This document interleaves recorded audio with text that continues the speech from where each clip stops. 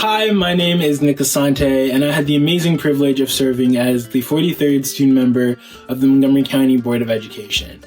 The entirety of my term intertwined with the COVID-19 pandemic, and that definitely brought a lot of different challenges and obstacles that our school system had to overcome. Despite that, however, this year also brought many amazing lessons and triumphs for the students of our county. And instead of me just telling you what those lessons and triumphs were, I thought it'd be better for you to hear them directly from the mouths of our students and also hear from some of the other board members. And so without any further ado, this is Term 43, the Year of Resilience. As difficult as the past 10 months have been, we have to find the silver linings in the things that have worked. Our school system has provided millions of meals to families. Our educators have developed new ways to teach and engage our students, and staff have worked tirelessly to prepare our buildings and buses and common areas for the return of students. While I know we have all been in the same ocean, we have not all been in the same boat. However, public education has not failed our students. We have worked hard to ensure equity and to continue to educate our students in these extraordinary circumstances. And we continue to provide the resources needed to recover from the disruption in their education. That the immediate future of MCPS revolves around mitigating learning loss. It is estimated that it will take 2 years to have all students back on track from their virtual learning experiences as a result of this pandemic. However, we will take what we have learned from this time. MCPS will maintain a virtual learning program. It's another tool to support our students and families for whom the virtual learning option was a success. We believe that the MCPS community is stronger on the whole for having weathered this together. And I hope that you will remember this time with fondness. I want to reflect on the very important issue of revisions to our policy on sexual harassment and the inclusion of sexual misconduct. We look forward to the legacy of better communication with students on how to report misconduct and harassment. Helping to steer MCPS into a much more expansive sustainability plan to become a climate-forward school system and to reduce our carbon footprint. MCPS's transformation of our school bus fleet into an all-electric one, in being the very first school system to fully embrace electric technology in our bus fleet. So as that program evolves over the next several years, and we start next year with 25, and then we increase every year after that until the fleet is transformed.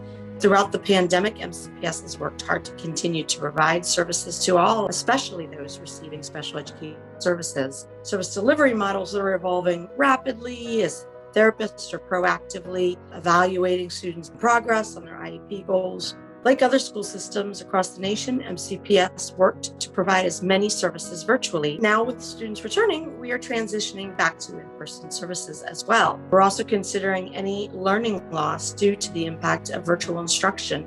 As far as mental health supports go, as part of Be Well 365, 24-hour, 7-day-a-week hotlines, we've added mental health wellness time to the school day and have been very intentional about discussing mental health and the impacts of the pandemic with our students. We've provided support and resources such as documents, seminars, and videos about things like age-related reactions to COVID, managing anxiety and stress, and talking to children about COVID. Furthermore, MCPS has launched a new video series called Waymaking, which highlights mental health and well-being resources for staff and students. We also are concerned about the naming of our schools, and we are changing the name of Brooklyn Middle School to reflect the values that we have in this county. It was named for a man who set up the zoning law in Montgomery County, but it eliminated African Americans. And this is very personal for me because when I came in 1969,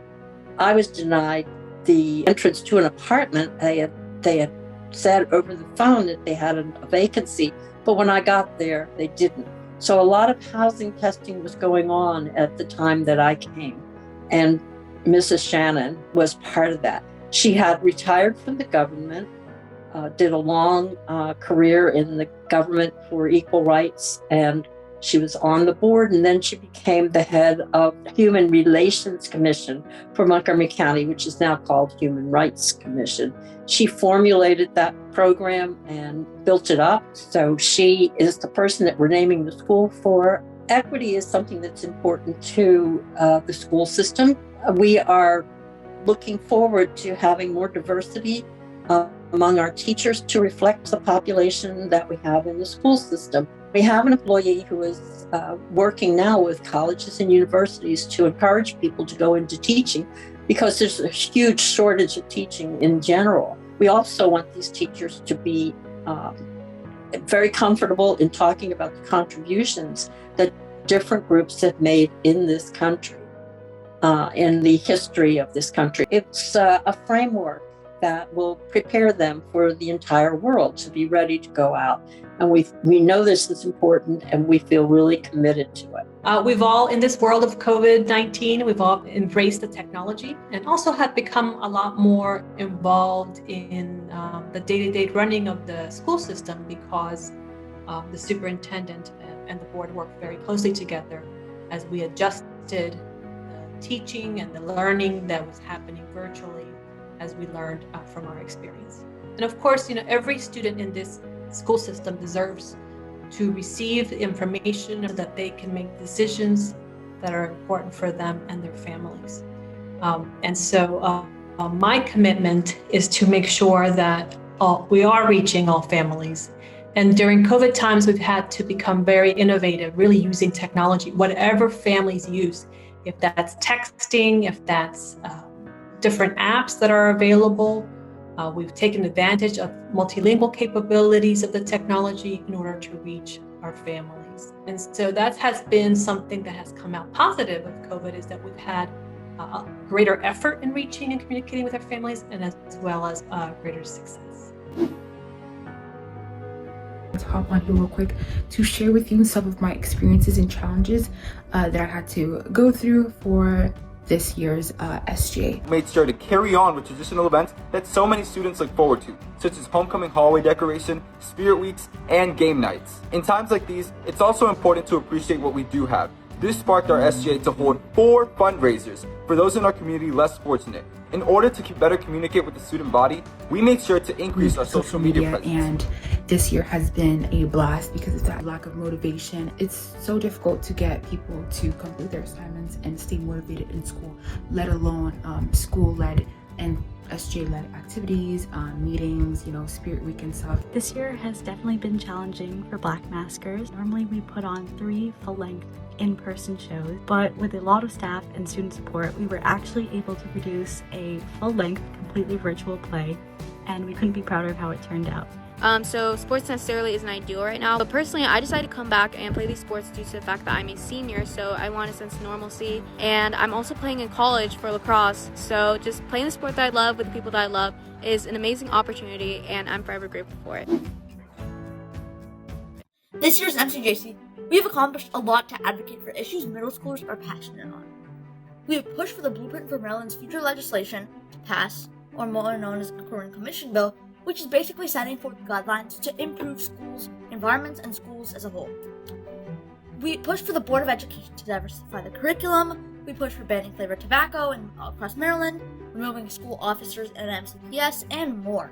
In this unprecedented and unique year, MCR has taken full advantage of the virtual platform, hosting various events throughout the year, such as a college seminar series, an advocacy day to speak with Maryland legislators, and a series of leadership workshops.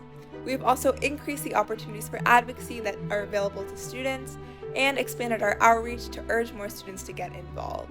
So this year, Students Toward Equitable Public Schools did really look at education equity from a racial equity lens, and something that was really important to us and really central to what we were doing this year was getting police out of schools, because the same police that are killing civilians in the streets and profiling Black people, they're the same ones in our hallways.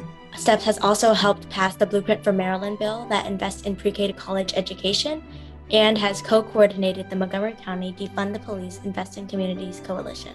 Project DCC is a student-led organization working towards bridging the opportunity gap in the DCC, a heavily underrepresented area in MCPS, through posting opportunities specifically for DCC students to get involved in other student-led organizations, holding workshops to educate DCC students on the various issues in MCPS and what can be done to advocate for it, and by just overall increasing the amount of spirit and motivation DCC students have through fun bonding events. The goal of Connects is to engage more students from the NEC in student activism on the countywide and statewide level, whether it be in the Board of Education, whether it be in the countywide SGA, or other methods of student activism. So far, what we have done since we were founded in February was first recruit at least 80 plus members from across the NEC, a successful partnership with Project DCC in the future, and we've also secured an MCR liaison as well as hold our MCR visits as well as our SMOB visits to inform more students about what's going on in our county when it comes to student leaders. You can be on the forefront of creating real change and implementing real solutions into MCPS, so I urge you all to get involved and join the amazing student advocacy world. I think that one thing that we've all learned is that working together, we can get through this, and we have to be there for each other. And that's something that we've tried very hard to instill on all of our students and our staff in MCPS.